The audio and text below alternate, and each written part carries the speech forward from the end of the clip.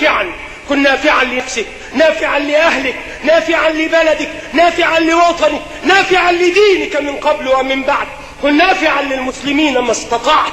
وحذاري ثم حذاري من الفتن، فإن الكلمة يلقيها الرجل تراق بها الدماء، وإن الفتوى يفتيها الأبعد تراق بسببها الدماء، لا يكون بعيدا عن إثمها أبدا. وقديما جلس سيد من سادات التابعين هو عبد الله بن عكيم رحمة الله عليه ورضوانه، عالم فحل من سادات التابعين، جلس في مسجد النبي صلى الله عليه وسلم فتناول سياسة عثمان بن عفان رضوان الله عليه.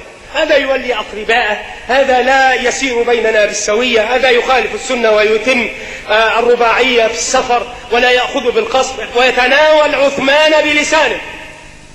فلما قتل عثمان جلس على باب مسجد الرسول صلى الله عليه وسلم يضع التراب على رأسه يبكي ويقول: أنا الذي قتلت عثمان، أنا الذي قتلت عثمان، أنا الذي قتلت عثمان. قالوا: لا إله إلا الله، أنت أتقى من ذلك وأبر وما صنعت شيئا. قال: لقد تناولته.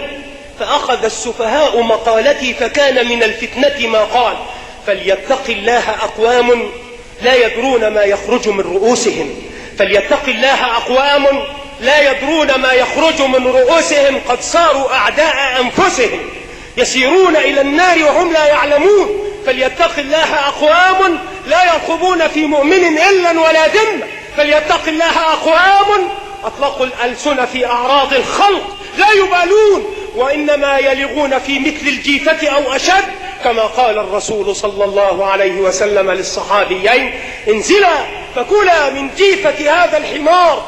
قال: رحمك الله يا رسول الله، ومن يأكل من مثل هذا؟ قال: للذي نلتما آنفا من عرض أخيكما أشد من أكلكما من هذه الجيفة. فاتقوا الله عباد الله.